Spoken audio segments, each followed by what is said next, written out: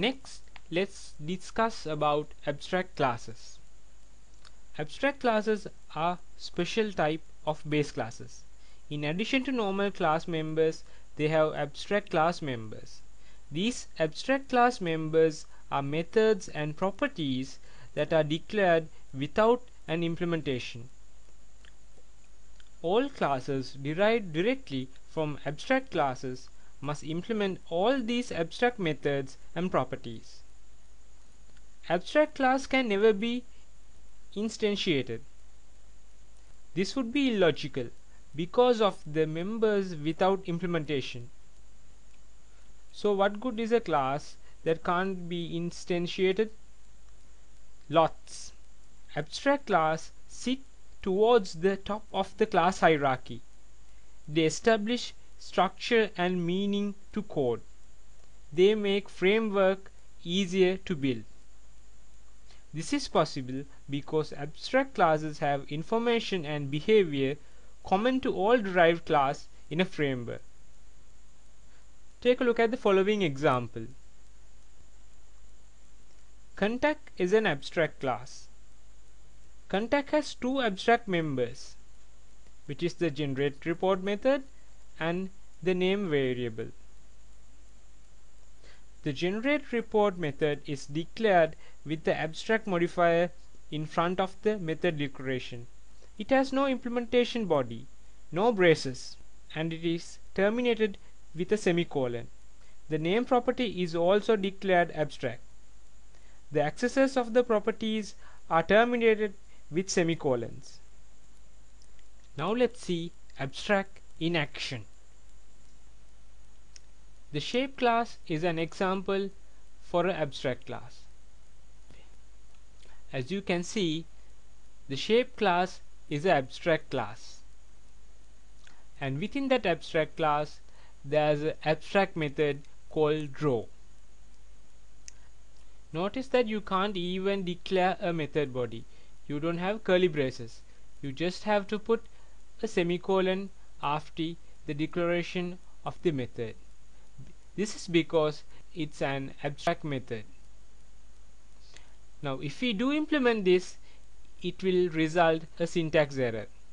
The class shape2 is also an abstract method. It has been inherited by the shape class. The shape class, also known as the base class, is also an abstract method. So you don't have to implement the method draw again in here. The circle class is a regular class, and it's been inherited by the shape 2D class. Notice that the shape 2D class is an abstract class. Now here we have to implement the draw method, unless it would result a syntax error. So I have implemented the draw method. I have used the override method to override the base class draw method. In this draw method, I have passed two integer variables called x and y, and I'm going to display those x and y variables. This is our main method. Within this method, I'm trying to create a shape object, but it's wrong because the shape is an abstract class. The rule number 1 in abstract class is you cannot create objects from an abstract class. So this is really wrong. But we can do this. Shape is an abstract class, it's true, and I'm going to create an object called mi space, but my constructor is the constructor of the circle class. Notice that the circle class is a regular class, so it's possible to create the mi shape object. Now within that mi shape object, I have called the draw method and I have passed those two integer variables. Now let's see what happens when I compile this program. So this is our expected output. X value is 10 and y value is 20. I pass the number 10 and number 20 to the draw method, and in the draw method there's a statement called console.writeLine, and I have passed the string x value is the x value and the y value is the y value.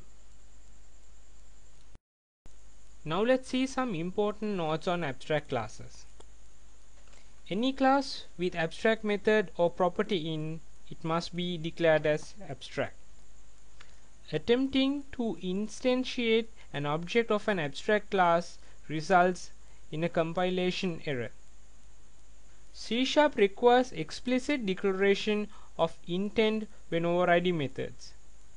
This feature promotes safe code by avoiding the accidental overriding of the base class methods, which is what actually does happen in other languages. Leaving out the override modifier generates an error. Similarly, adding a new modifier also generates an error. Abstract methods must be overridden and cannot be hidden, which is the new modifier or the lack of the modifier would be trying to do. The most famous of all abstract classes is the object class. It may be referred to as object with a simple O or object with a capital O, but it's still the same class. Object is a base class of all other classes in C#. It's also the default base class when a base class is not specified. Object implicitly included as a base class if it is not already declared. Besides providing the abstract glue to hold together the C# class framework, object includes built-in functionality in some of which is useful for derived classes to implement. Sealed classes are classes that can't be derived from. To prevent other classes from inheriting from a class, make it a sealed class. There are some good reasons to create a sealed class. Sealing a class avoids the system overhead associated with virtual method. This allows the compiler to perform certain optimizations that are otherwise unavailable with normal classes. Another good reason to seal a class is for security. Inheritance, by its very nature, dictates a certain amount of protected access to the internals of a potential base class. Sealing a class does away with the possibility of corruption by derived classes. A good example of a sealed class is the string class.